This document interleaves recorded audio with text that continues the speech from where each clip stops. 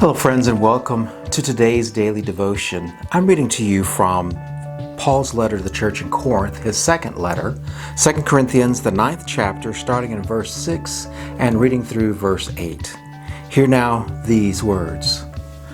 The point is this, writes Paul, the one who sows sparingly will also reap sparingly, and the one who sows bountifully will also reap bountifully.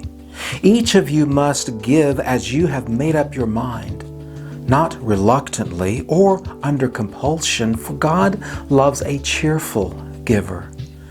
And God is able to provide you with every blessing in abundance, so that by always having enough of everything, you may share abundantly in every good work.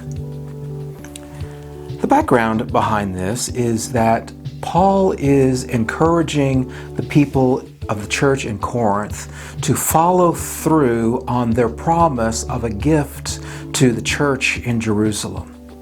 You see, the church in Jerusalem was desperately poor. They had tremendous needs that couldn't be met just by the people there in that city. And so Paul had made an appeal to the churches all across the places where he had visited, including Corinth and Macedonia. The Macedonians had already put together an amazing gift, and Paul is now encouraging the Corinthians, hey, the Macedonians did it, you can do it too. And he encourages them by describing how sowing is something that matters. You sow sparingly, you're going to reap sparingly, but you sow generously, you're going to reap generously. Every gardener knows that.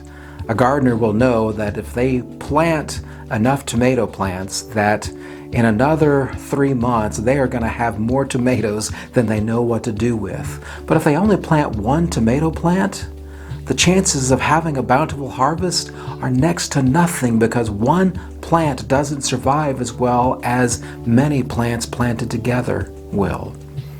This is the kind of experience that applies not just to gardening and farming, but to money as well. If we are willing to give generously, then we will be blessed generously. Which is why John Wesley has his 3 rules for money, being to